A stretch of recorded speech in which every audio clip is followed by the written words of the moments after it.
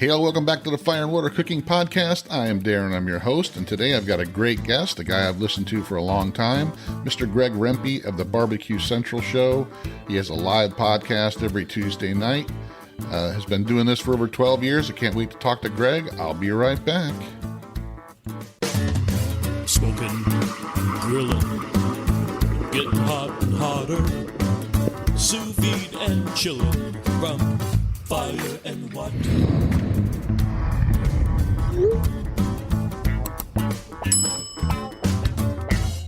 Hey, all, I want to introduce you to a company I just started working with, Fresh Jack's Organic Spices out of Jacksonville, Florida. They're a small, family-run company that's fast-growing. I've tried a bunch of their different seasoning blends and spices, and I can tell you they're all fresh, all organic. None of them contain artificial flavors or sweeteners. None of them have anti-caking agents or preservatives. They all taste like they were just made for you yesterday. Check them out, guys. They're on Amazon in the link below. They have different sample packs, different blends. Like I said, they also have the individual seasonings and spices as well. Fresh Jack's Organic Spices. Check them out, guys. I love them. Welcome back to the Fire and Water Cooking Podcast. I am Darren. I am your host. And today I've got a really great guest I've been wanting to get on for a long time. He is a professional podcaster because he's been doing it a lot longer than I have. I have Mr. Greg Rempe. He is of the BBQ Central Podcast. Greg, welcome to my humble little podcast. Darren, happy to be here. Very excited. And it's always a thrill when I'm the one that's getting interviewed instead of me doing the interviewing. So I'm ready to go. I've watched your show a ton of times. I watch it on Facebook and I watch it on YouTube, and I listen to it on just the audio version. And I think you're one of the ones that inspired me to actually start offering video because for the first year I was doing this, I didn't think that video would really amount to much. And I tried putting out like snippets to see if I got much action, and I really didn't. But once I started producing the video podcast on a regular basis, both on YouTube and Facebook, it started actually catching on some more. So, people like you have inspired me to do this. I started out with just a Facebook group and then kind of moved into doing some YouTube videos and then kind of moved into doing the podcast. And every time I move into doing something, I actually start, loving what I'm doing. So I really like doing the podcast. It's gotten me in touch with a bunch of different people. Now I want to kind of talk about where you started, how you got started in doing the podcast. But first of all, where do you live and what do you do for a living normally? Is this something you do full time? Not full time. I am about 10 minutes directly east outside of the Rock and Roll Hall of Fame city of Cleveland, Ohio, in a suburb called Willoughby. We just moved here over the summer, actually. Before that, I was in another eastern suburb of Wycliffe. And before that, another eastern suburb called Euclid. And that's kind of where I started out here, graduating out of college and all that stuff. So I went to Ohio University for college for 5 years. Was on the 5-year plan there, which was great. And I am married for almost 24 years. I'm 46 years old. I have 3 daughters. One's in college in her sophomore year. I have a senior in high school. I have a freshman in high school. So we're getting to the end in that regard. And then professionally, or what I do for a living, is I am the major accounts manager for a fairly large Peterbilt dealer, which is the big trucks that you see pulling trailers on the highway. I sell those to some of the bigger fleets across the state. Yeah, and I'm a banker by trade. But I deal with car dealers. I do all the indirect lending. So you may deal with some banks that only deal with financing those big trucks, and that's kind of what I do on the retail car business, where my program is marketed to when you go to buy a car.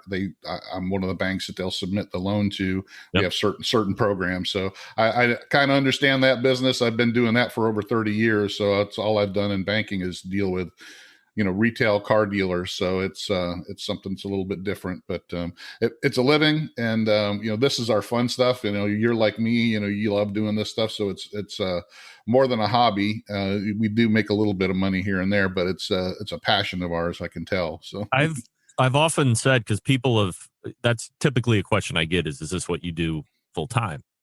And I've said right from almost the beginning, there was initially when I had started the live show, I had kind of aspirations of getting on terrestrial radio at that point. That was many years ago at this point. But then as that didn't seem to come to fruition for whatever reason, and I marketed myself quite a bit to any local radio station, any local talk radio station that I could. I was even just looking to barter. I wasn't looking to get paid by anybody. It was just, hey, run my show. Tell me how much time you need, and here's much time that I need because I have some sponsors, and I'll just make sure that the show is available. Time was scrubbed out of it. It was, just something you could run on a Saturday or Sunday just to start to infect the rest of the country with the barbecue talk. And it just didn't seem to be something that was interesting to a lot of the station managers, or maybe they didn't feel like they could go sell the other airtime that was available for them to make money on, what have you. And then quickly I realized that this was a medium that was coming up and I didn't need to be on the radio. So I didn't have, so the thought of me doing this full time quickly ran down. And then I realized, man, if I did this full time, if this show was my sole means of income, the dynamic would change. I would be feeling way different. There would be much more pressure outside of doing the show. Certainly there would be the in-show pressure that I have every week. Even now that it's not my real job, there's a pressure for me to do that show every week because it's live. Yeah. I definitely understand that. Yeah. So, but to then have, this is how we're going to eat on top of that, that would be really difficult for me. I think that would change my whole attitude about the show, and the show itself would then change. And that's certainly not something that I'm looking to do. I'm happy that I can make a couple bucks at it, but to try and make it be my full-time job is certainly not something that I'm looking to do. Yeah, it would definitely suck the fun out of it. That's for sure. But I'm with you because I feel, even though this is something I make, nothing on this, I do it mostly for the people that follow me because I got people that just say, hey, I like listening to your stuff, and I'm never going to get rich off of this. That's for sure. And I like exploring different things, but it's fun for me and I get excited about it. And if like you said, if I had to rely on this for a living to pay the bills and put my kids through college, it'd be a totally different beast and I would dread it. But, I still get, like you, I get that, hey, I need a guest here soon, or I'm going to be just talking by myself. So I get kind of a pressure and what am I going to talk about, next week, so, you get that kind of pressure for sure, but something always comes up and I always just, even if I have to do it myself, I'll make do. And people that follow me, since they're not, overly expecting something spectacular, or that they're paying for it, or, I have sponsors that are going to breathe down my neck if it doesn't turn out something spectacular. I don't have that pressure like I would if it was definitely my only thing.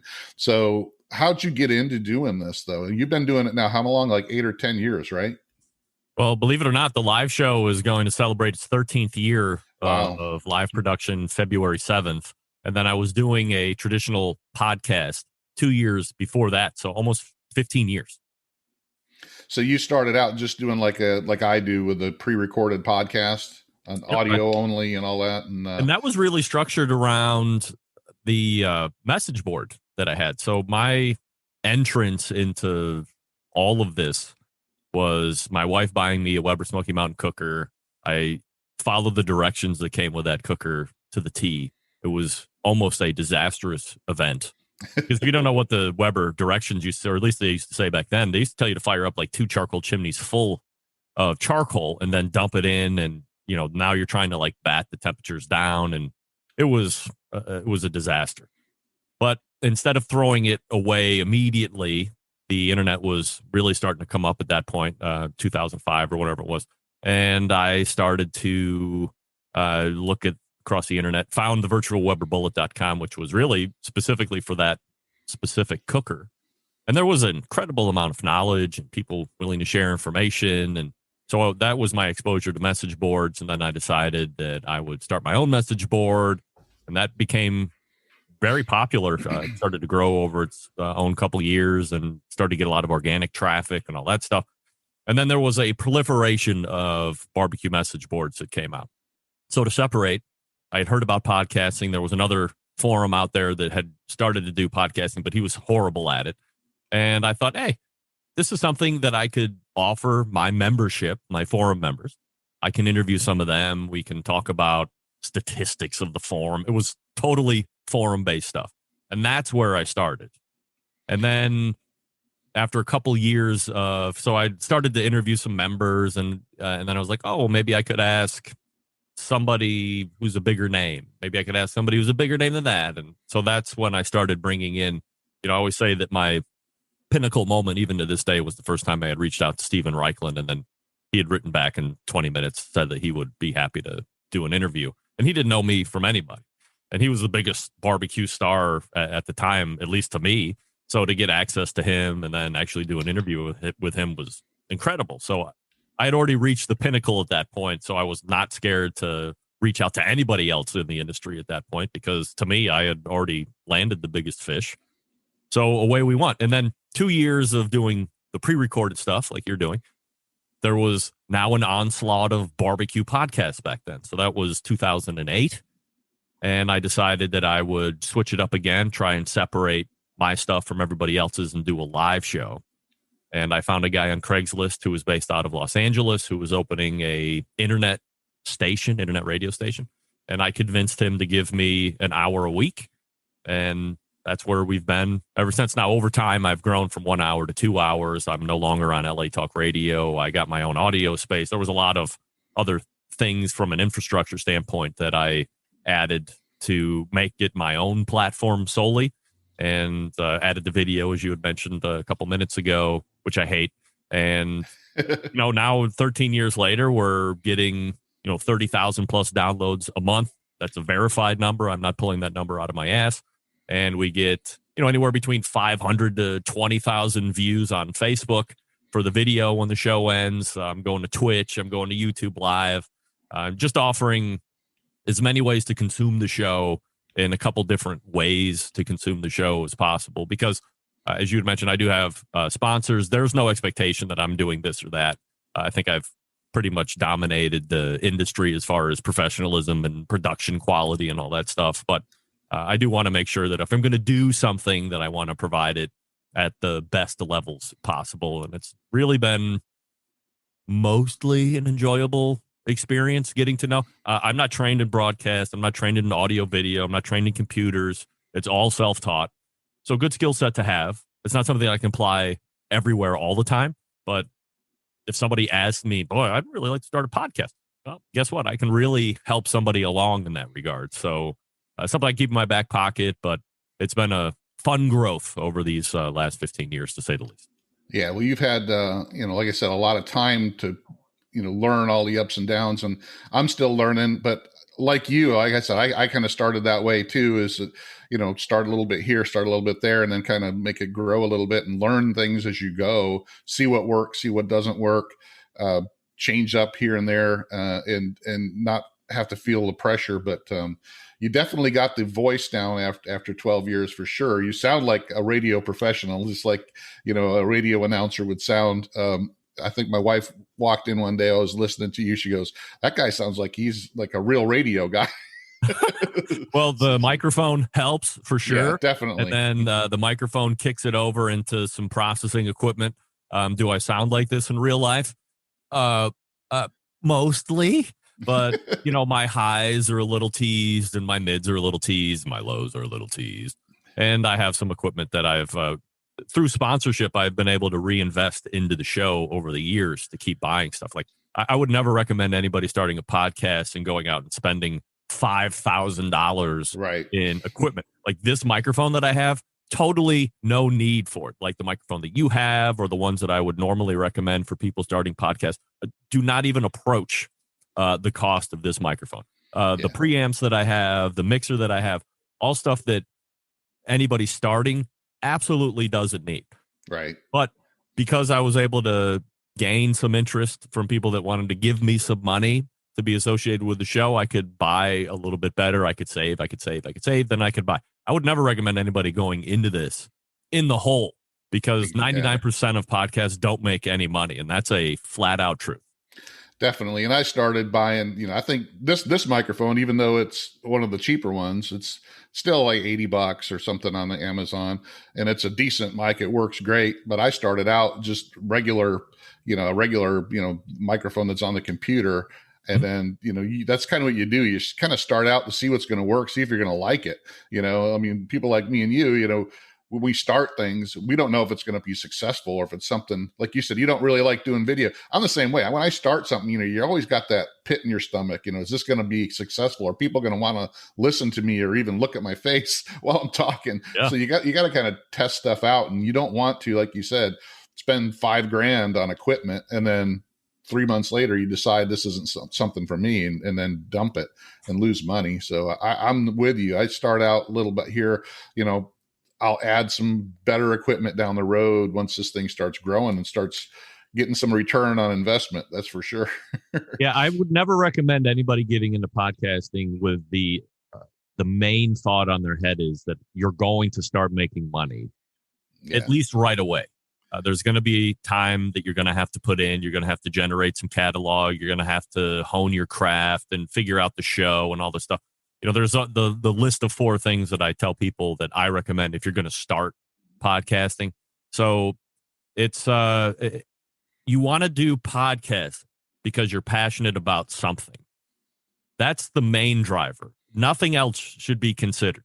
And the benefit getting into it now, like when I was doing it 15 years ago, nobody was doing it. I couldn't go on YouTube wasn't even that big of a deal as it is now. I can't go on right now today. If you want to start a podcast, you can go on to YouTube. You can go how to start a podcast in the search, and boom, you're going to get 7,000 videos of probably some really good information of varying costs and qualities of microphones and recorders and computers and all this other stuff that people are recommending. I didn't have that. Like I literally sucked when I started. It was really bad. Like the first 12, I call them the original dozen podcasts. They're not out there. They were horrible.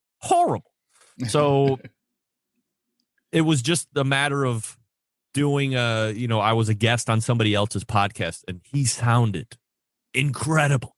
And I said, oh my God, like off air, can I call you? And I'm like, how did you sound great? Right. What do you have? Like, what's this? And he took time and he told me, like, he shared the information. So that's why I always feel like indebted to anybody that wants to start a podcast. If you're coming to me and you're asking, it's not like, oh, F you, you're potentially competition, figure it out yourself.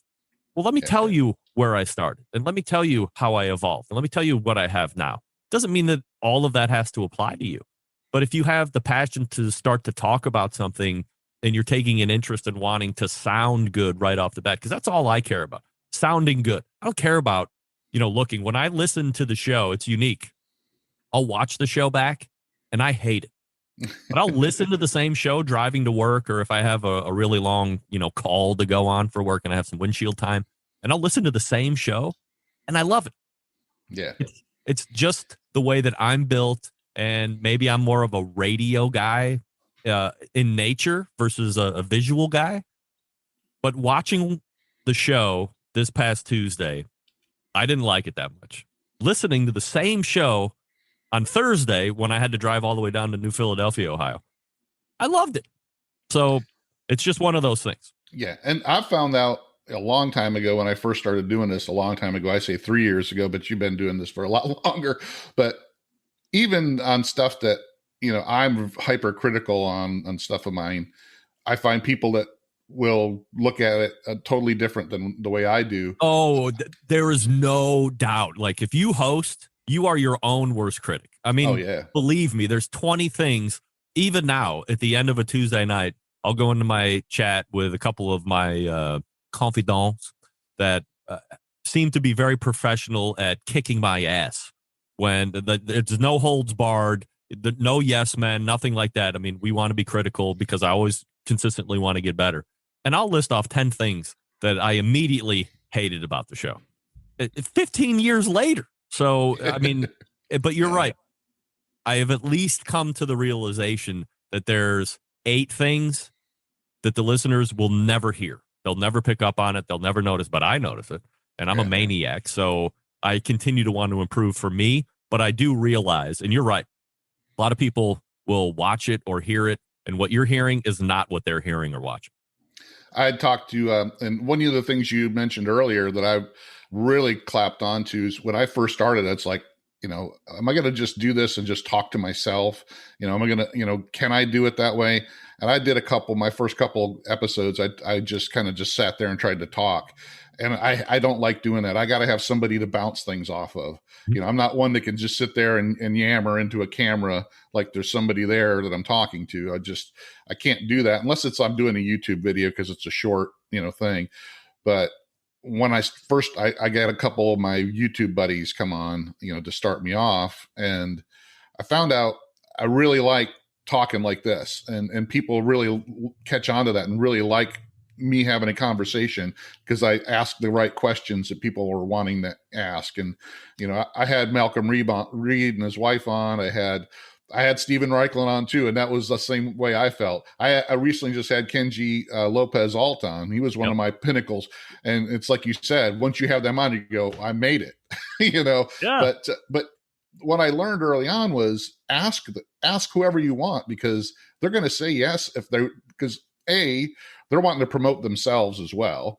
And they don't care if you're, just started a podcast. Any kind of exposure for them is going to help them, or they're willing to help other people just like you. Yep. Like you said, somebody that's coming, I went to Malcolm and his wife. I said, hey, I love your podcast. I've watched your videos from, when you first started 10 years ago until now.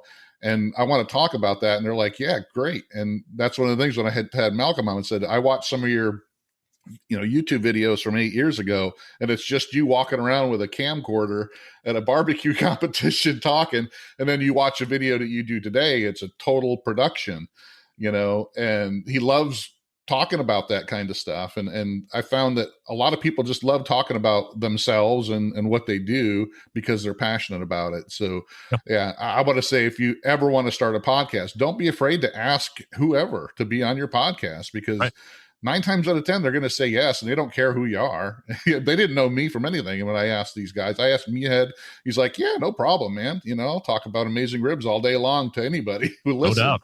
So definitely love that. And that's what I love about it, because I love asking some of the questions that other people won't.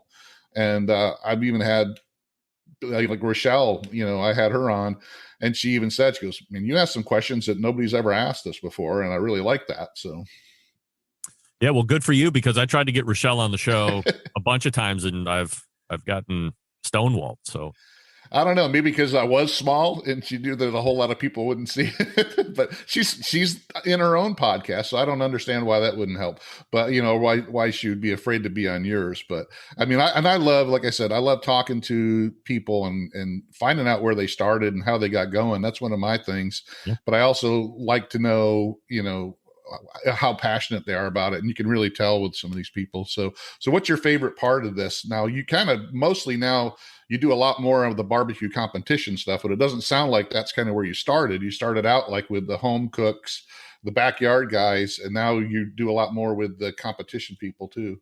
Well, it's funny. The evolution of the show is exactly the opposite of what you just said. So, originally it was member focused, and like nobody, if you weren't a member of my forum, you know anything about it.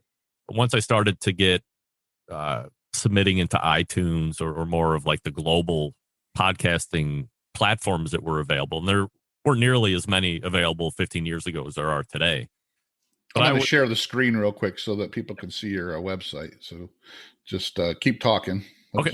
Let you know. So we, when I started interviewing Dr. Barbecue and Chris Lilly and Fast Eddie and Leanne Whippen, like all those, there's like big names today, but back then they were certainly big names, and they were active and they were winning on competitions. So I would say the first handful of years that I was doing the show, especially the live show, it was really competition based. But at that time, I think we were also in what I've called the golden era of barbecue. You saw it a lot on television. It was getting exposed to a bunch of people. People that were interested in cooking in general also realized that, hey, this is something that I could do, or I could possibly be good at. I don't have to be in world-class physical shape in order to be a good competitive barbecue cook. all those things were mixing together, and I think there was like a perfect storm of the growth of competition barbecue and the interest in competition barbecue.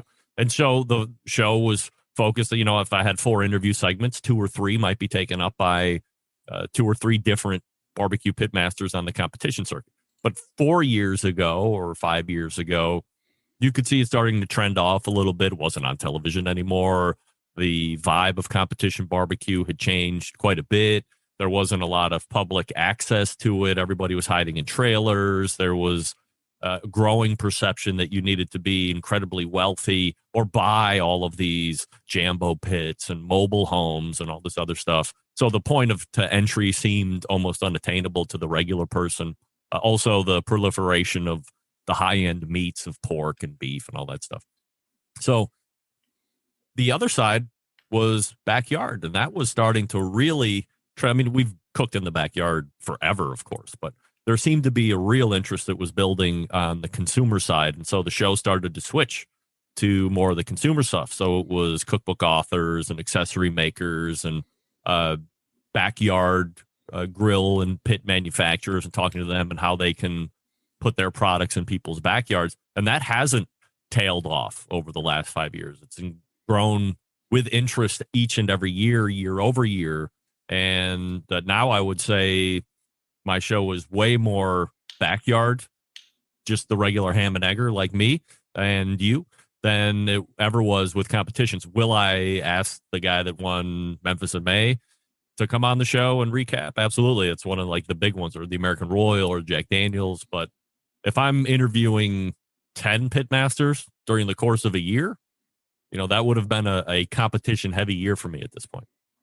Yeah. And I think, I don't know, I'm one of the guys that liked watching the Barbecue Pitmaster show and stuff like that. And I grew up watching, the Food Network and all that. And back when Emerald was first, came out, and I like all kinds of cooking shows like that. But one of the things I realized, and I think a lot of people did too, after watching the barbecue shows, is that competition cooking is not home cooking. And yeah. It's and that's I had some conversations with Malcolm and stuff on my show, even Meathead, that when you sit there and watch Johnny Triggs make his ribs, that's not something you want to cook for your family, because he's not cooking for a family. He's cooking for that one bite that a judge takes. So when you see him dumping, parquet and agave and honey and 12 different kinds of rubs and all that, he's not eating that stuff. So, and I think a lot of people kind of realize that and kind of shied away from it. Maybe that's, the competition part's kind of died down, but people still want to cook and still want to, cook that stuff for their family and friends. But it's kind of shifted a little bit more to, what we want to cook and eat at home. Look, the interest in cooking in general, inside or outside, has become way more popular than it ever was. Definitely. I was growing up, even into my 20s and 30s. And now you have, I don't like to throw labels out, but, foodie seems to be a pretty big word on people that like to describe themselves as somebody that likes food and processes and techniques and all this other stuff. And you have a lot of folks that are interested in learning how to be better, practicing how to be better, because they want an end product that they can be proud of, not just to snap a picture and put up on Instagram, but because they can serve it to their friends. They eat it and they're like, wow, you are the master of our circle of friends. When we're going to have dinner parties, you're going to be the one we're coming over. And like, that's really gratifying. Like, that's a really big reason why I continue to like to hone my cooking skills, because I can feed my family and they look at me and they think, oh, you could have been a chef if you wanted to, or, he's the authority in the house on anything cooking, not baking, but anything cooking, outside or inside. And I like that. So I think there's way more of an interest than there ever has been in learning about cooking in general and how to become a better cook, and people taking the steps and practicing in order to achieve those end results. And they're interested in all the accessories that help them achieve that, like thermometers and good knives and good cooking vessels and all that other stuff. Yeah, and that's one of the reasons why I kind of focused in on the mixing the sous vide and barbecue, because it's something where I'm taking 2 different methods and showing people how they can make something totally different by making, by combining them, and not taken and using sous vide to make a competition style brisket because, maybe, putting it in the smoker all day is a better vessel for that. But I can make a brisket medium rare and super tender by using sous vide and barbecue, which you couldn't do on the smoker. It'd have to be, well done, but it could be tender. But with sous vide, I could make it medium rare, but it won't be smoky. But if I combine the two, I can make a smoky, medium rare, tender brisket, which you can't do any other way. So that's kind of what, inspired me to do that is taking these things and showing people, hey, you can mix up a couple different cooking methods and make something totally different you couldn't make with the methods by themselves. So, and you're right, people really are getting wanting to learn more. They want it easy too. That's where the proliferation of all the technology that's been thrown into not just the indoor cooking, but the outdoor cooking with all the Wi-Fi based pellet grills and temperature controllers and all the different types of grills and cookers and flat tops you have out there now. And I mean, it's just, there's so much stuff out there, and every year more stuff comes out. And every time you turn around, there's something different and new. Since you've been doing this for 12 years, how has that changed in your eyes? And do you think it's going to keep continuing down that road? Well, when I started, for instance, there was this product called the BBQ Guru. It's an automatic temperature control device. They had originally started this technology. Summarily, people were taking a dump all over the BBQ Guru. The guy, Shotgun Fred Perkle, was the creator of that company. Ran a whole different thing called Thermal Megatech, which was more of an industrial controllers business, but had a customer that came to him and said, hey, you're doing this. Maybe you can do this. I'm a barbecue guy. And I had Bob on the show a couple months ago. Okay, yeah, great. So you know the history. So, but everybody in the competition circuit dumped on Fred and the BBQ Guru. Now, it's like if you have a ceramic cooker or bullet cooker or kettle cooker, you can even run them on offset cookers. If you don't have one of those, people look at you like you're mental. So to see the acceptance, like the original taking a dump all over it, and then over the years and the revisions and the improvements, it's like second to none in the industry. And now the wide acceptance of that, like that's been a huge change where the majority of folks thought that automatic temperature control was stupid and that wasn't barbecue. And then over the last 10 years, it's like, oh, widely accepted, put it on everything. It's just a great way. And like you're talking about, an advancement in technology. The other things that I've seen, like the biggest changes have been the welcoming of the pellet cooker into the industry. I don't think the kettle has gotten more or less popular, maybe a little more popular. Gas grilling has, to me, remained mostly the same in popularity. It's still the highest part of the market segment because it's convenience and all this other stuff. There's a lot more options out there than there were 15 years ago. But I think the popularity of that, and within those sectors, you have found more and more technology being built. There's some really high-end gas grills that are trying to act as much like ovens and smartphones as possible. You put on a piece of meat, you put in a temperature probe, you do a little programming on the interface, and now it will tell you, oh, okay, well, this steak's going to be done in this much time. And then we'll ring a bell when you should flip it, and we'll ring another bell when you should flip it again. And we'll tell you when to take it off, and it's going to take into account carryover cooking. And, I hate to say, like, I'm an old school guy or when I got into it, like, get off my lawn guy. I do think that there is something worthwhile in getting a cooker and learning how to use your cooker without any type of instrumentation or technology. Because if you didn't have it, or the power went out, or whatever the case may be, maybe the dog chewed up your BBQ Guru. If you don't know how to use it without it, you're kind of screwed. Yeah. And that's a bad time. If you've had a cooker for 5 years and you've always used a Guru and then it's all of a sudden not available, like that's not the greatest time to start learning how to use that cooker. Use it from the beginning and know it, and know where hotspots are, know how to control the flame, know how to draft properly, and know how much wood you should be able to put in that cooker without over smoking it. Know all of that stuff. Be a Pitmaster. To me, Pitmaster, I mean, certainly there's an end product result and all that other stuff, but it's being able to run a fire from start to finish, a live fire from start to finish without any technology. Once you do that, then you can start to look at adding that barbecue guru, because if it fails, you can go back and pick up that cook manually and run it through to the end, still get that end product that you're looking for. Then you can add a pellet cook. A lot of people are getting into the pellet cookers right now because I think there is a perception that it is as much like gas grilling as you can get, except now you're using pellets. Plug it in, turn it on, set a temperature, wood pellets get dumped into the fire pot, and magically it maintains the temperature you set it at, much like an oven. What's easier than that? Not maintenance poor. A lot of people think it's like as maintenance free as a gas grill, which it's not. It's probably, well, it's way more maintenance intense than you would with a gas grill.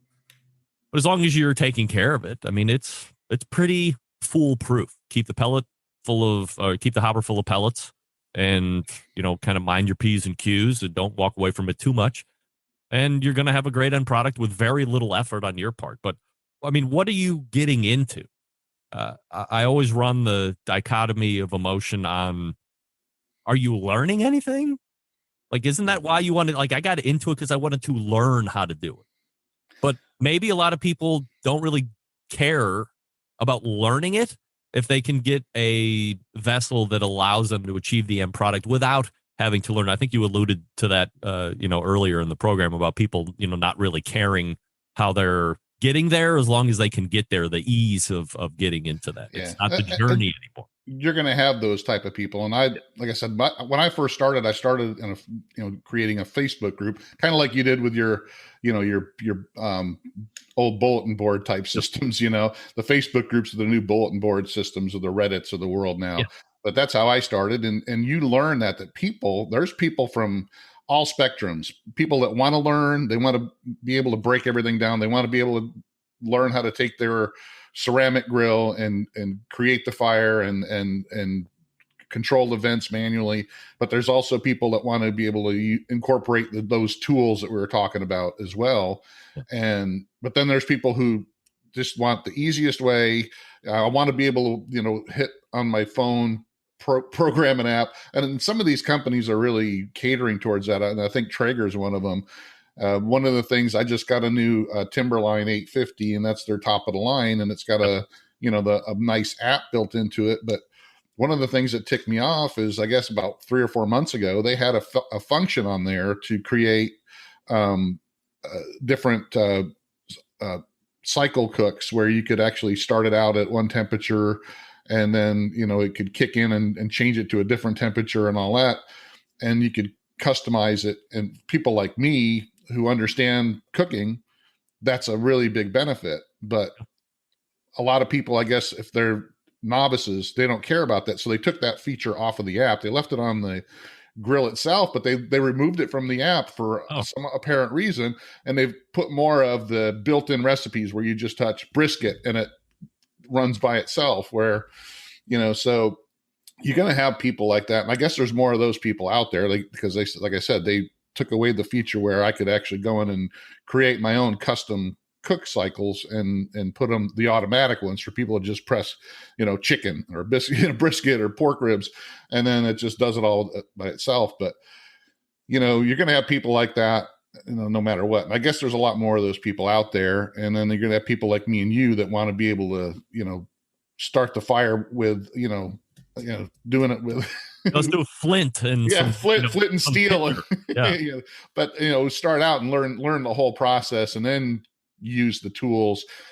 I started out, I was big into barbecue for many years before I started mixing in the sous vide stuff. And, there's people out there that, of course, that's not barbecue. Well, okay. I like cooking overall, and I'm not just the guy that's just into barbecue.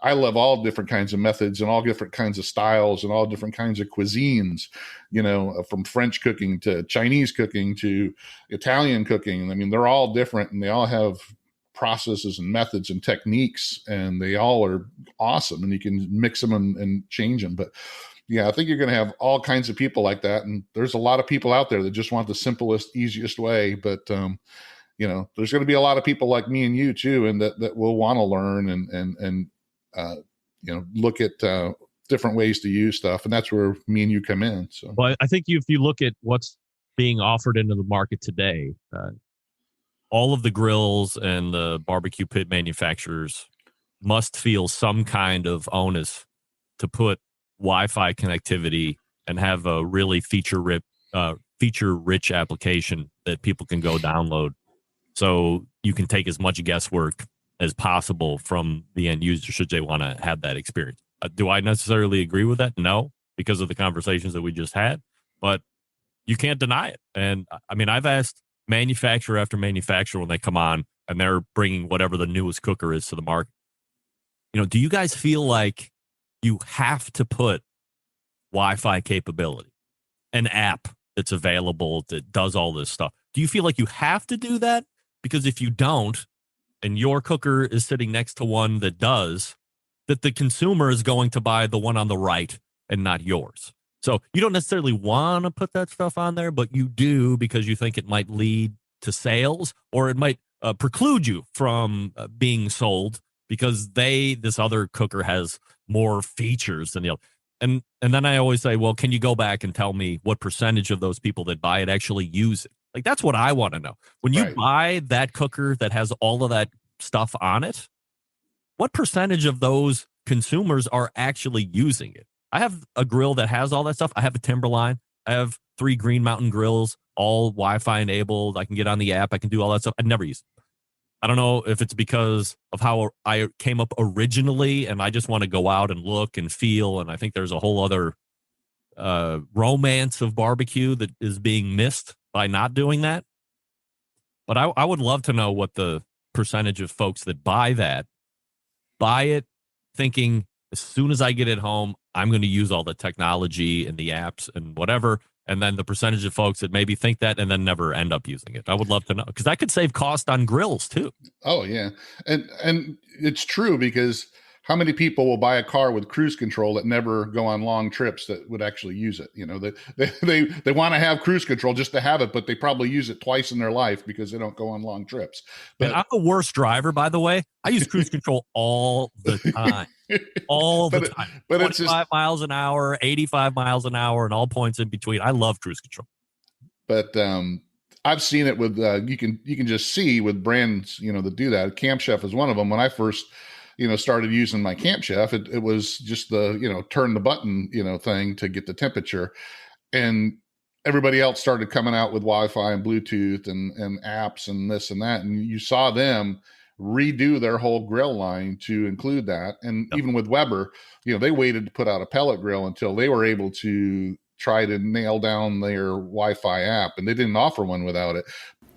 Hey, all, I want to welcome back Inkbird Products as a sponsor of the Fire and Water Cooking Podcast.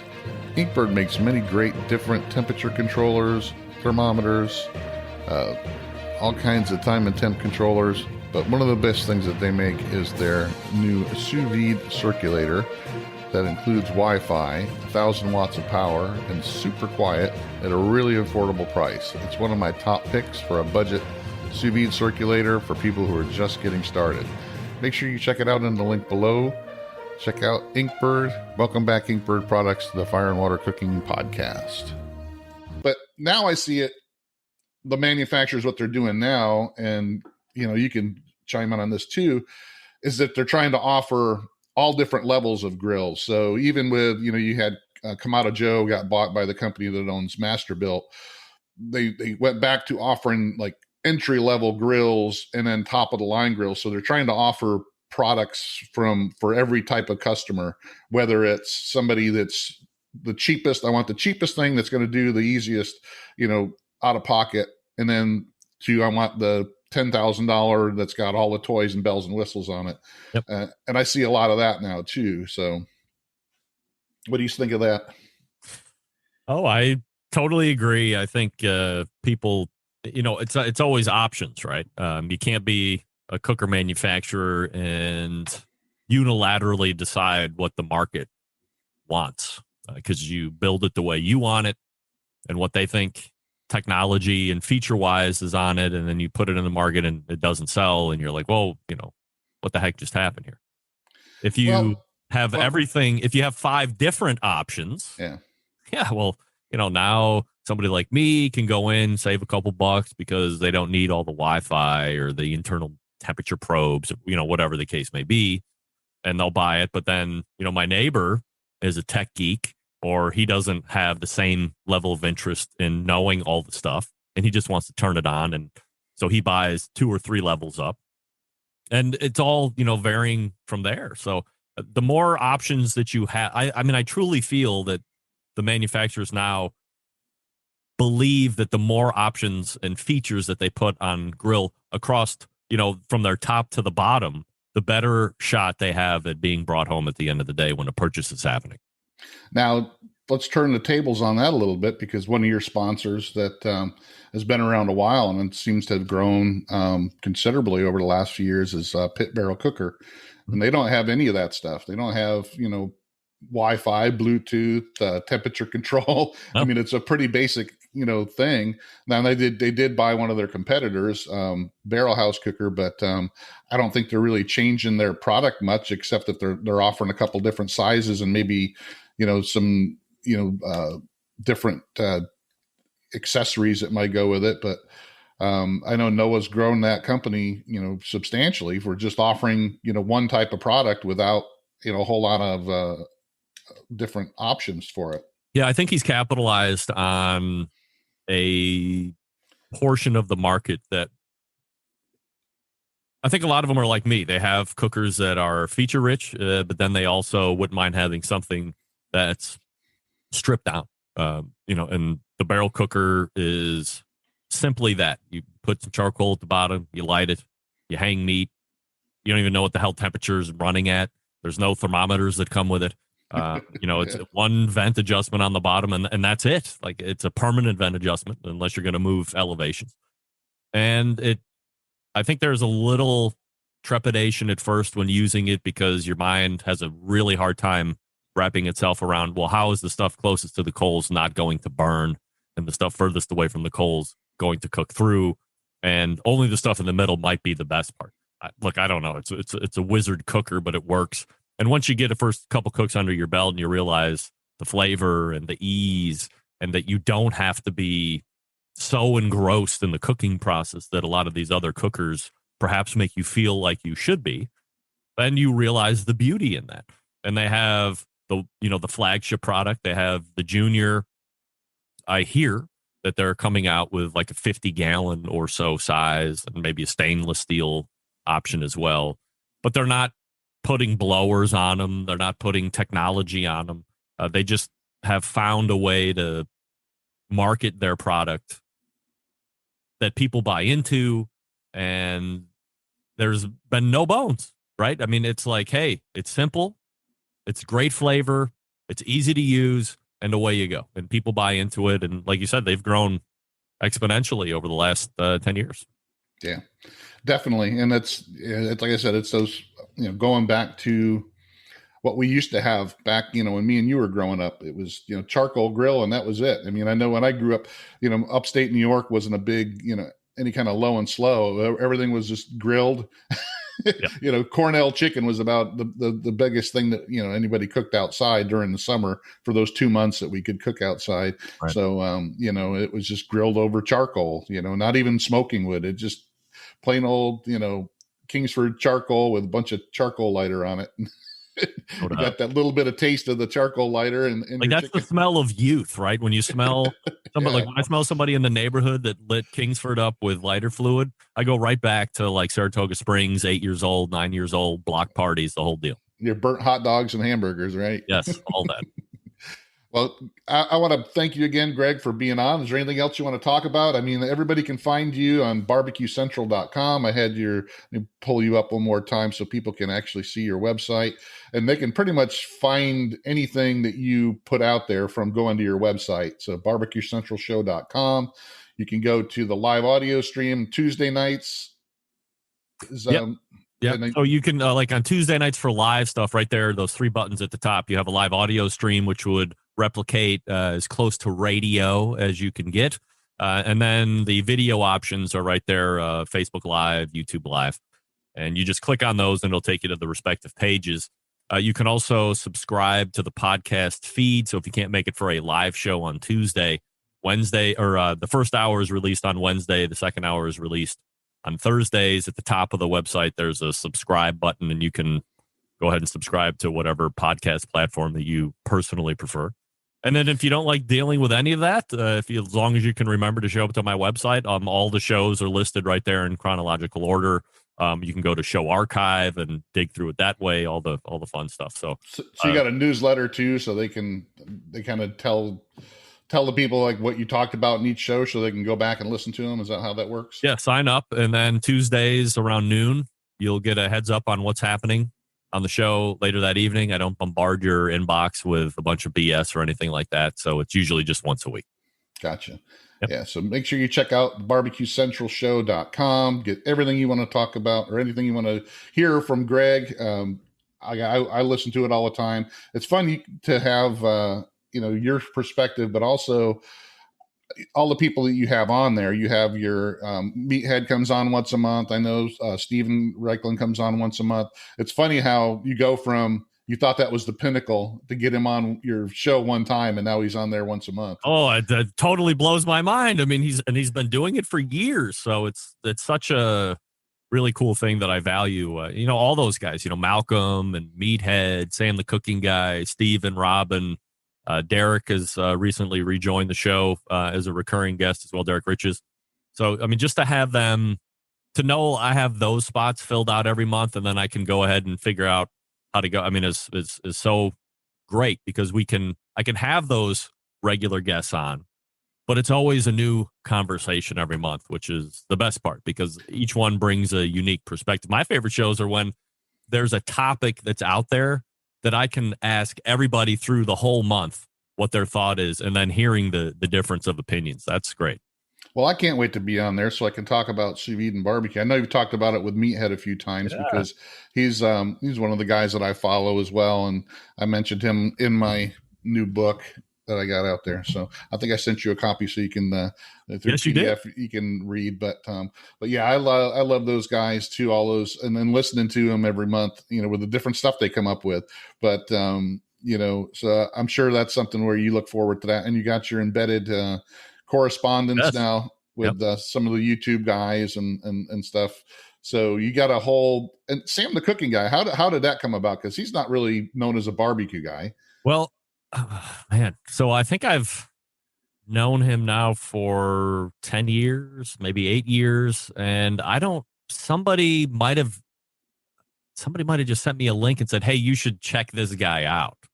And he had a live internet show originally. It was called the Sam Livecast. He did it in his house, and it was part talk show in the beginning, and then there was like this transition, and then he would end up the show in the kitchen or cooking outside. And then he realized after, I don't know, a year or two that there wasn't a lot of people watching it live, but there were a lot of people watching it after the fact. And then he changed gears from the live show to doing it 3 times a week like he has been over the last handful of years. And I had reached out during the live show and said, "Hey, I do this, and if you ever wanted to talk about it." A couple weeks later, touch base, and we had a chat offline, and he liked me, I liked him, and I started showing up on his show. He started showing up on my show, and really that's kind of how it grew. I mean, the internet has been the best thing ever. I mean, he's like one of my best friends outside of just in life in general. We'll talk a couple times a week and bounce stuff that has nothing to do with cooking off of each other. It's been a great relationship, and he has had an incredible amount of success. 2.5 million YouTube subscribers. The style is something that I resonate with, and obviously a lot of folks do. And his cooking is great because it's, for the folks that are foodies and are looking for recipes, it's always approachable. It's never chefy or stuffy or anything like that. Which is really something that I appreciate. And I like the personality and the humor of the show. Maybe some people don't think that, but the package is good. The length of the watch is good. It hits all the right marks for me. Yeah. And he's just not like an Emerald, he'll tell it like it is too. Yep. That's what I like about him. I mean, the most popular thing I think out there is his telling Kathy Lee and to shut up. Shut up. Yeah. Like that was great. How big of balls do you got to do to be on a national TV show and tell the host to shut up? Yeah. And by the way, like it was totally deserved. Oh yeah. No, there's nobody who'll sit there and watch that and go, he wasn't wrong. It's just, you know, he's the only guy that would actually say that. Yeah. The other thing that I like is he tries to make it as polished as possible, but if he screws up, it all lands and lives in the video, you know, from the 20-pound hamburger stuff that he tried to do when he went to flip it and it just caved in on itself. You know, that stayed in. He could have easily edited it out and made it look great. Or I remember a couple of weeks ago, he was talking about like cutting himself on knives. And then he had his knife laying on the table and he just was kind of swooping his hand across the board and he nicked his hand. Like he was just talking about it. Boom, he cut himself. And like, I don't know. There's something magical about his shows that I really like. So it's a great honor for me to have him on to talk about stuff that, you know, isn't always live. I don't even know if half the time we're even talking about anything that has anything to do with cooking. It's just a really fun conversation. But what I've noticed was when he transitioned more out of the house and into his backyard, I told him at some point a couple months ago, I was like, dude, I don't know if you know this or not. You have a live fire cooking show. You're cooking on that Evo. You're cooking on your grill. You're cooking on your Traeger. Like you're a barbecue and grilling guy. You don't even know it. Yeah. Well, and like I said, I mean, I try not to pigeonhole myself into being just one type of cook. I mean, I cook what I like to eat and what my family likes to eat and what I like to play around with. So I try not to pigeonhole myself into stuff like that. So, well, I really appreciate you being on, and I like, you know, we could probably talk all day about this stuff, but I know we want to go enjoy the rest of our Saturdays, but I really appreciate you being on. I can't wait to be, you know, on your show so we can talk a little bit about this stuff. And we're going to do it in January. You can believe that. All right, buddy. I appreciate it. Thanks again. Make sure you check out the BBQ Central Show.com and you'll find anything you want to know about Greg and the show. And he's got a lot of stuff on there. Like I said, for 12 years, he's been doing this. He's a professional. He's got a lot of all kinds of, you know, anything about cooking pretty much you can find on there. But thanks again, Greg. I really appreciate it. Thanks, Darren, for having me. All right. Well, I want to thank Greg Rempe from the BBQ Central Show for being on again. Make sure you check out BBQCentralShow.com. You can find all that Greg does. It's a great show, live every Tuesday. Thanks for following the Fire and Water Cooking Podcast. Make sure you check out fireandwatercooking.com. You can check out my new book, Fire and Water Cooking, The Fusion of Smoking, Grilling, and Sous Vide. And make sure you follow us on YouTube, Facebook, Instagram, and I'll see you again on the next Fire and Water Cooking Podcast.